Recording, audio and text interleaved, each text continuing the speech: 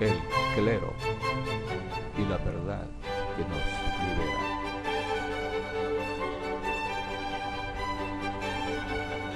De la Biblia hemos aprendido que el imperio babilónico del pasado tiene su correspondencia con un imperio de índole religioso, Babilonia la Grande. Babilonia la Grande es el conjunto de todas las religiones del mundo. Así como en el pasado el pueblo de Dios, Israel, fue cautivo en Babilonia, así también los cristianos verdaderos están cautivos en Babilonia la Grande. Así como en el pasado Jehová Dios ordenó a su pueblo salir de Babilonia, así también en el presente Jehová Dios ordena salir de Babilonia. ¿Cómo se puede hacer eso? Esa orden se encuentra en Revelación capítulo 18 y versículo 4. Sálganse de ella, pueblo mío, si no quieren participar con ella en sus pecados, y si no quieren recibir parte de sus plagas. Pero, ¿cómo salir de las religiones de este mundo?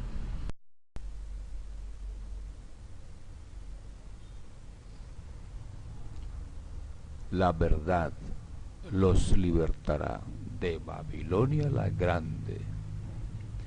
Jesús dijo: si permanecen en mi palabra, verdaderamente son mis discípulos, y conocerán la verdad, y la verdad los libertará.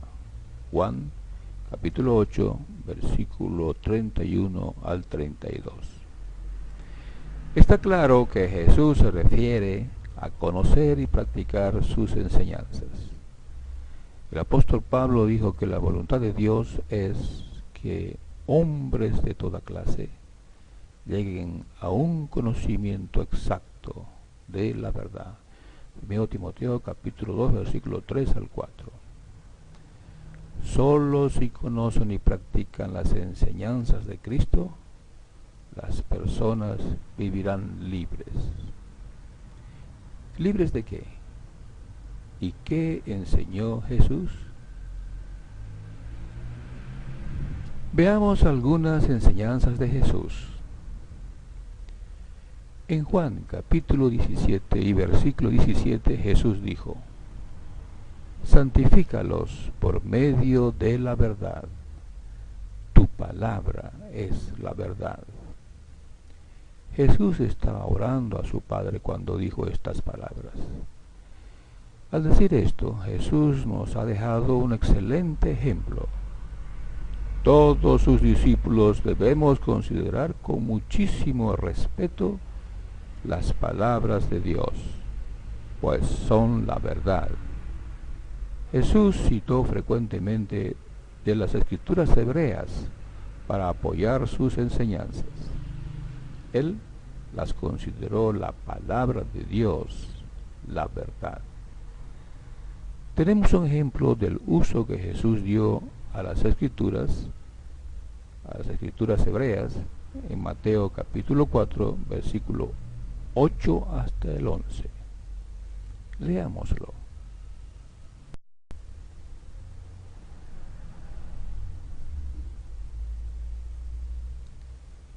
De nuevo el diablo lo llevó consigo a una montaña excepcionalmente alta y le mostró todos los reinos del mundo y su gloria. Y le dijo: todas estas cosas te las daré si caes y me rindes un acto de adoración. Entonces Jesús le dijo: vete, Satanás, porque está escrito: es a Jehová tu Dios a quien tienes que adorar, y es solo a Él a quien tienes que rendir servicio sagrado. Entonces el diablo lo dejó, y mire, vinieron ángeles y se pusieron a servirle, se pusieron a ministrarle. Al decir está escrito, Jesús se refería a las escrituras hebreas. Por lo tanto, lo que dijo es la verdad. Solo debemos adorar a Jehová, nuestro Dios. Así está escrito en Deuteronomio capítulo 6 y versículo 13. Jesús nunca pidió ser adorado. Fue Satanás quien pidió ser adorado. Poco tiempo después de la muerte del último apóstol, líderes cristianos cambiaron esta clara enseñanza de Cristo. No permanecieron en la enseñanza de Cristo. ¿Por qué cambiaron esta clara enseñanza de Cristo? Porque eran apóstatas. Se estaba formando el clero. No permanecieron en la enseñanza del Señor Jesucristo. Jesús nunca pidió ser adorado, pero el clero comenzó a adorarlo. Estaban siguiendo la costumbre de los romanos. Ellos divinizaban a sus emperadores y sus héroes. Así se dio un paso que permitió adorar a los santos y sus imágenes. Se apartaron de la enseñanza del Cristo, apostataron, perdieron su libertad al lado de Cristo y se hicieron esclavos de los demonios. Compare con lo que dice Pablo en la primera carta a los Corintios, capítulo 10, versículo 19 al 20. Llegaron a ser esclavos de Babilonia la Grande. En las ilustraciones vemos a Satanás pidiendo a Jesús ser adorado. Por supuesto, Jesús lo rechazó. Vete, Satanás. Posteriormente, los líderes que gobernaron la congregación de los cristianos comenzaron a imitar a los paganos. Ellos divinizaban a sus emperadores y sus héroes y los adoraban. Pero, como dijo Pablo, las cosas que las naciones sacrifican, a demonios las sacrifican y no a Dios. Primera carta a los Corintios, capítulo 10 hasta el 20. Hoy vemos cómo líderes que dicen ser cristianos participan en la adoración de imágenes y de santos y de vírgenes por toda la tierra.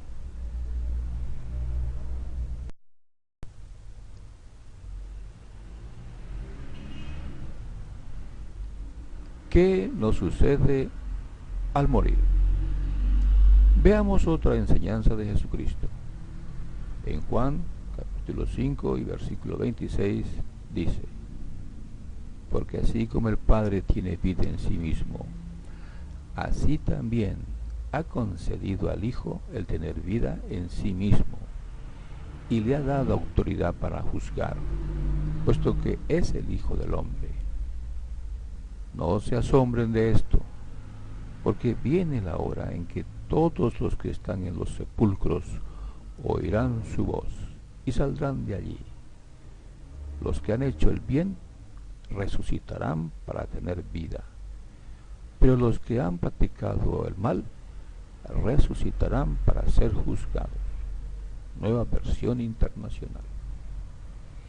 Así es, los muertos están en los sepulcros. Vendrá la hora en que Cristo los resucitará. Mientras están en los sepulcros, no están conscientes de nada en absoluto. Así lo explicó Salomón en Eclesiastés capítulo 9 y versículo 5. Dice: porque los vivos saben que han de morir, pero los muertos no saben nada, ni esperan nada, pues su memoria cae en el olvido. Nueva versión internacional. El clero cambió esta enseñanza de Cristo. el alma es inmortal. El clero dice, sí, el alma es inmortal. Los pecadores sufren tormentos eternos en el infierno.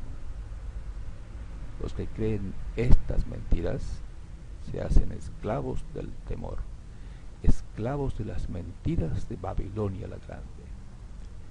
Líderes cristianos siguieron las doctrinas de los filósofos griegos, enseñando de que el ser humano posee un alma inmortal y que al fallecer la persona, su alma sale del cuerpo. El filósofo griego Platón dijo, el cuerpo es la cárcel del alma inmortal. Esta es una enseñanza contraria a lo que dice en las escrituras hebreas la palabra de Dios.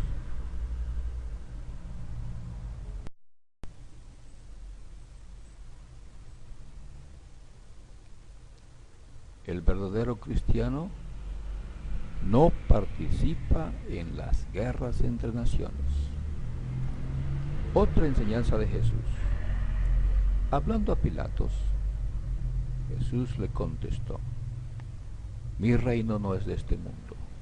Si lo fuera, tendría gente a mi servicio que pelearía para que yo no fuera entregado a los judíos. Pero mi reino no es de aquí. Juan capítulo 18 y versículo 36 en la traducción Dios habla hoy. Los discípulos de Cristo no participan en guerras humanas, ni siquiera para defender a su propio maestro, a su propio caudillo, Cristo. El clero cambió esta enseñanza de Cristo porque es apóstata. Se hizo parte de Babilonia la Grande. Los cristianos marchan a la guerra. El clero apóstata dice, sí, son guerras justas. Los que creen estas mentiras llegan a ser esclavos de comandantes militares impíos, llegan a ser esclavos de Babilonia la Grande. En ella se halló la sangre de profetas y de santos, y de todos los que han sido degollados en la tierra, dice Revelación capítulo 18 y versículo 24. En las ilustraciones vemos cómo a través de la historia líderes cristianos han bendecido las guerras entre naciones, han sido cómplices de las más grandes matanzas en el mundo, como en la Primera y la Segunda Guerra Mundial.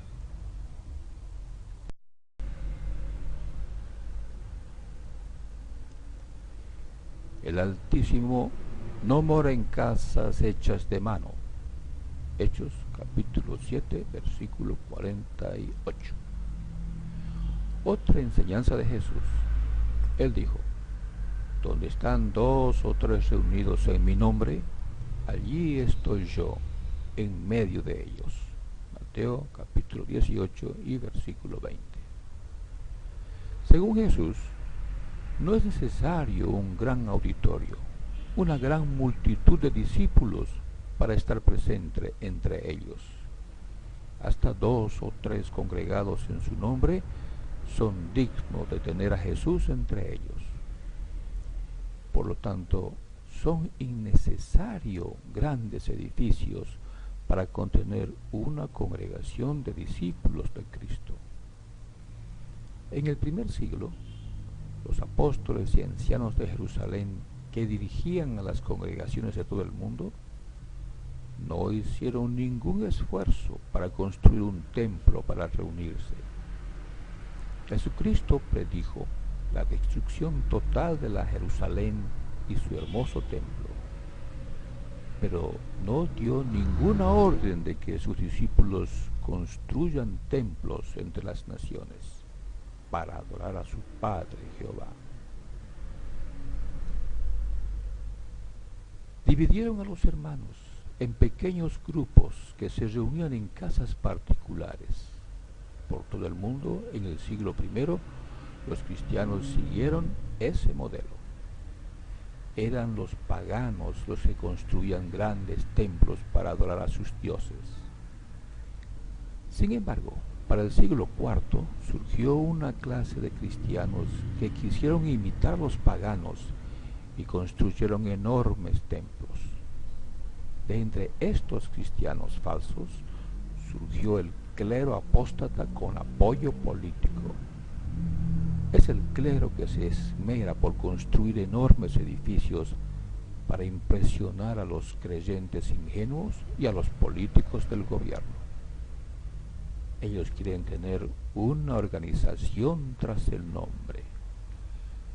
Estas organizaciones constituyen una carga económica enorme sobre los hombros de los creyentes. Además, se interponen entre Cristo y el creyente, haciéndoles creer sus doctrinas como dogmas que Cristo no ha enseñado. El clero apóstata ha torcido las palabras del Señor Jesucristo.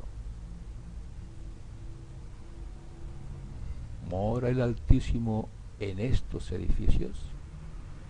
La respuesta clara es no. Si Cristo hubiera creído necesario hacer edificios para que adoren a su Padre Jehová, lo hubiera dicho, pues él sabía que el templo de Jehová en Jerusalén iba a ser destruido. Pero Jesucristo no pidió a sus discípulos construir templos para adorar a Dios. En Juan capítulo 4, versículo 21, Jesús le dijo a una samaritana que llegaría el día en que en cualquier lugar se adoraría a su Padre Jehová, no solo en Jerusalén, no solo en el templo de Jerusalén. Por eso estos grandes edificios que vemos que se han construido por toda la tierra no son el lugar donde Dios habita. Dios no necesita estos lugares para que se lo adore. El apóstol Pablo hizo este comentario a los filósofos en Atenas. El Dios que hizo el mundo y todas las cosas que hay en él, siendo como es este, Señor del cielo y de la tierra, no mora en templos hechos de manos, ni es atendido por manos humanas como si necesitara algo, porque Él mismo da a todos vida y aliento y todas las cosas. Hechos capítulo 17, versículo 24 al 25. Así es, los cristianos no necesitan enormes templos para adorar a su Dios Jehová. Las organizaciones religiosas y su clero son innecesarios. El Señor Jesús los reducirá a nada cuando Él venga. Compare con lo que escribió el apóstol Pablo a los tesalonicenses en su segunda carta, capítulo 2, versículo 3 al 11. Mientras ese tiempo llegue, las personas que continúen dentro de estos sistemas religiosos seguirán llevando las cargas que su clero esclavizador les pone sobre sus hombros. Muchos se imaginan que apoyando al clero agradan a Dios. No es así. Más bien son esclavos de hombres, no de Dios. Han perdido la libertad que Cristo da. Todos ustedes son hermanos. Una enseñanza más. Jesús también dijo, no sean llamados rabí, porque uno solo es su maestro, mientras que todos ustedes son hermanos.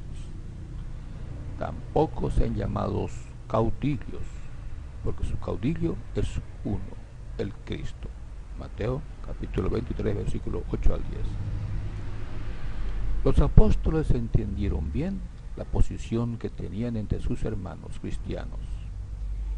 No eran sus amos, sino colaboradores de sus hermanos. El clero, durante casi 2000 años, se eleva como dioses entre sus rebaños de gente ingenua. Se consideran la voz de Dios. Según ellos, Dios habla por la boca de ellos. No somos amos sobre la fe de ustedes, dijo Pablo. Leamos esta palabra en diferentes traducciones. Traducción del Nuevo Mundo.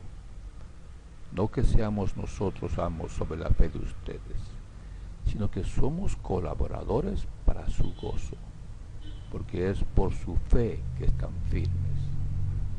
Traducción del lenguaje actual dice: nosotros no queremos decirles qué es lo que deben creer, pues de eso ustedes están ya bien seguros. Lo que sí queremos es colaborar con ustedes para que sean más felices. La Nueva Versión Internacional dice: no es que intentemos imponerles la fe, sino que deseamos contribuir a la alegría de ustedes, pues por la fe se mantienen firmes.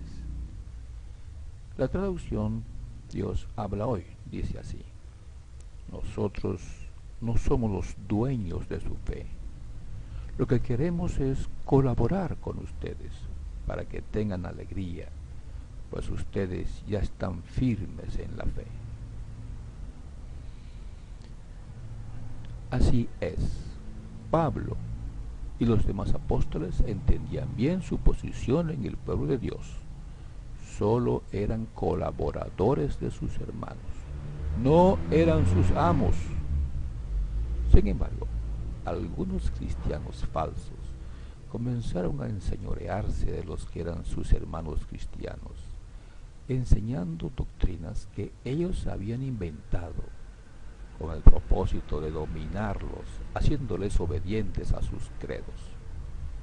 Cualquiera que no les obedecía, ellos los expulsaban de la congregación, acusándolos de orgullosos, rebeldes, herejes y apóstatas. A esta clase de líderes, Cristo dice que los aborrece. Por favor, lea Revelación capítulo 2 y versículo 6, donde dice: odias los hechos de la secta de Nicolás, que yo también odio. Es significativo el nombre Nicolás. Es un nombre griego compuesto de dos palabras. Nico es la conquista, la victoria, y Laos es gente, persona, pueblo. De modo que Nicolás se puede traducir como conquista a la gente, victoria sobre la gente y también conquistador del pueblo. Tal como dice el significado del nombre Nicolás, la clase de dirigentes que surgió en las congregaciones de cristianos logró vencer, conquistar, dominar a los creyentes, atemorizándolos con sus credos y amenazas.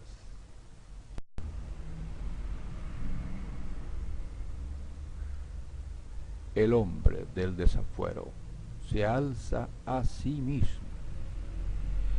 El clero que gobierna a la congregación cristiana por más de 1600 años es el hombre del desafuero del que habla Pablo en su segunda carta a los Tesalonicenses capítulo 2 versículo 3 al 11. Es la secta de Nicolás que Cristo aborrece.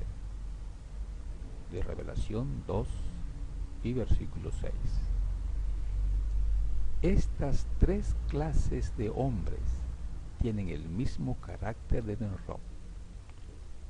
Él dio comienzo a lo de hacerse un poderoso en la tierra, dice Génesis 10:8. Se exhibió como un poderoso cazador en oposición a Jehová, dice Génesis 10:9, traducción Nuevo Mundo.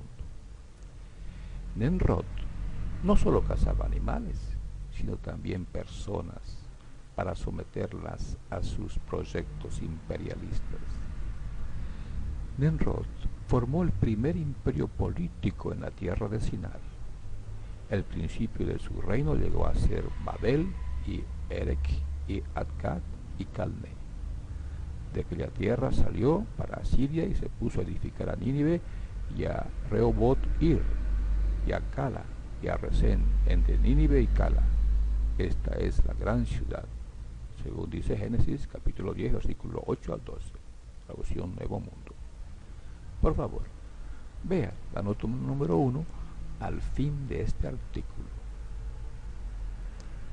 Nimrod, el hombre del desafuero, la secta de Nicolás, Babilonia la Grande y el clero tienen un mismo carácter: violentos, orgullosos, esclavizadores, mentirosos, falsos y en oposición a Jehová Dios, forman imperios.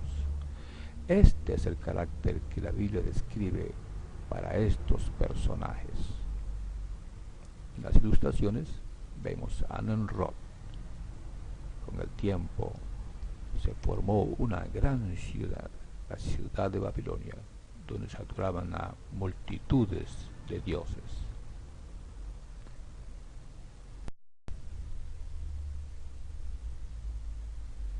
Imperios en oposición a Jehová. Como Nimrod en el pasado, hoy, en el siglo XXI, vemos verdaderos imperios religiosos que mantienen en oscuridad espiritual a su membresía. Estos imperios religiosos y sus líderes han levantado muros hasta llegar al cielo, muros que impiden que la gente común sean liberados y consigan el verdadero conocimiento de Dios, conocimiento que según Jesucristo conduce a vida eterna. Estos líderes religiosos se alzan a sí mismos como dioses, captando la atención de la gente y permitiendo que les den todo tipo de títulos. Son amos esclavizadores que engañan y esquilman a la gente ingenua que cree en sus falsas doctrinas. Aquí tenemos en las ilustraciones ejemplos de organizaciones y líderes religiosos muy acaudalados que han formado verdaderos imperios religiosos.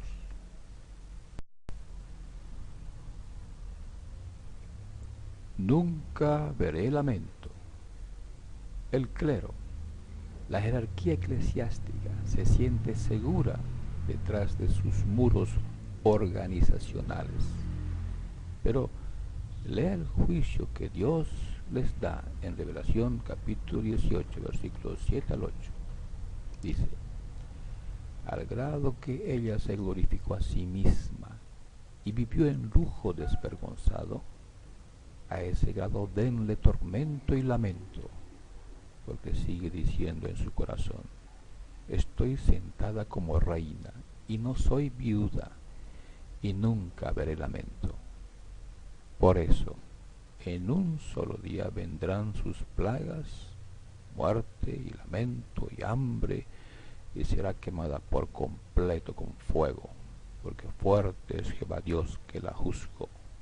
Traducción del Nuevo Mundo. Tal vez el clero y sus rebaños crean que sirven a Dios, al Dios de la Biblia, pero están muy equivocados. En realidad, sirven a Satanás. Compare con la segunda carta de Pablo a los Tesalonicenses, capítulo 2, versículos 9 al 10. La enseñanza de Jesucristo rompe las cadenas. Jesucristo dijo: si permanecen en mi palabra, verdaderamente son mis discípulos y conocerán la verdad, y la verdad los libertará. Juan capítulo 8, versículos 31 y 32. Estimado amigo, amiga, hoy usted ha recibido información realista, no sectaria, de la condición espiritual y material en la que vive la congregación de los cristianos de todo el mundo. Ahora usted puede entender el alcance de las palabras de Dios dicha en Revelación capítulo 18 y versículo 4. Sálganse de ella, pueblo mío, si no quieren participar con ella en sus pecados y si no quieren recibir parte de sus plagas. La decisión que usted debe tomar es individual. No debe esperar que la organización religiosa a la que pertenece usted haga cambios para ajustarse al modelo bíblico del primer siglo. Eso no ocurrirá. Pero no olvide que Jesús lo acompañará. Él es el camino que lo llevará al Padre para disfrutar de la gloriosa libertad de los hijos de Dios. Fin del artículo. A continuación les invitamos a leer las notas. Nota número 1. Las leyendas sobre Nimrod son abundantes y contradictorias entre sí. En lo que sí concuerdan todas las tradiciones es en que fue el primer monarca de la historia de la humanidad. Esto pudiera ser una evidencia de que la frase delante del Señor en el libro de Génesis identifica a Nimrod como un opositor a Dios, dado que en la Biblia se deja ver que los gobiernos monárquicos no son los favoritos del Dios hebreo. Por favor, compare con lo que dice 1 Samuel capítulo 8. Quien muestra preferencia por un orden social sencillo, de estilo patriarcal, que solo lo reconozca él como rey. A Nimrod también se le adjudica la construcción de la primera metrópolis que existieron en el mundo después del diluvio, lo que pudiera tomarse como algo opuesto a la voluntad de Dios, quien pareciera preferir que los seres humanos vivieran en el campo, en contacto con la naturaleza, y no apiñados en ciudades. Esto sin olvidar que a Caín, personaje negativo por excelencia, se le atribuye la creación de la primera ciudad después de la caída. Compare con Génesis capítulo 4, versículo 17. Esta nota fue tomada de la Wikipedia bajo el título Nimrod.